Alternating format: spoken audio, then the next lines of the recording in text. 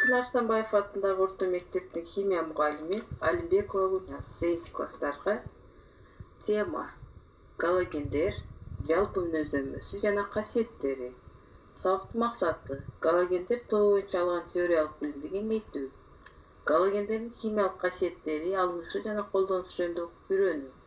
Алган билимдерин практикада пайдаланууга тарбиялоо.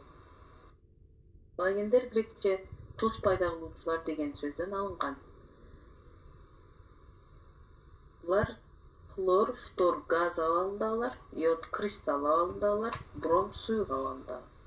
Пикир кетирүүчү каражаттарда мисалы хлор белизна. Төмөнкү сүрөттөрдү карайбыз.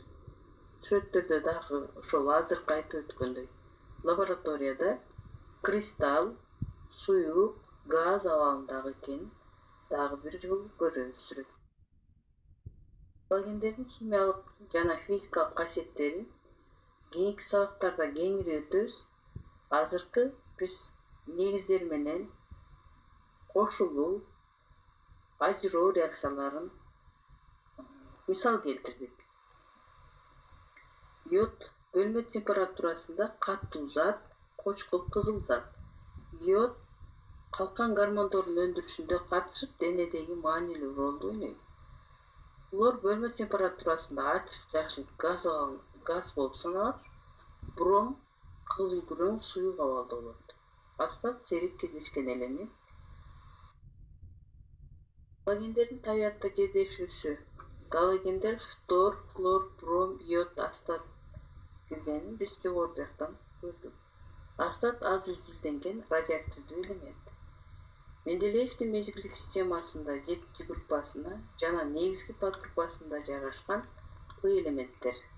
Атомдун электрондук катмарында 7 электрон бар. Алар бирден электронду оңой кошо алат. Биваленттүү. Группа боюнча алып караганда төмөндөн жогору карай металл эместик касиетти күчөйт. Эң күчтүү металл эместик касиетке ээ болгон элемент фтор. Булар бирикме түрүндө флюорид, фторапатит, криолит, бишовит деп төмөнкү формулалар менен белгилейбиз. Бром табиятта деңиз сууларында, балырлардын курамында кездешет.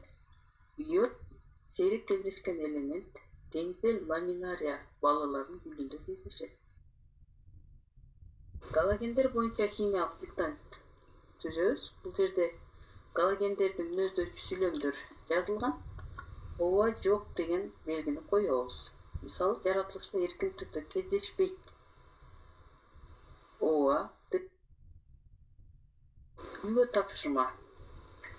Биринчи тузду пайда кылабыз. Кайсыл элементти хлорго кошсо туз пайда болот. Жана ошондой эле бром, фторлорду кайсы элементтерди кошкондо туз пайда болот. Андан кийинки маселебиз тапшырмабыз маселе чыгаруу 508 грамм йодду калий ядидинен сүрүп чыгарыш үчүн нормалдуу шартта канча литр хлор керек? Буну балдар үйүңөрдөн иштеп аткарасыңар.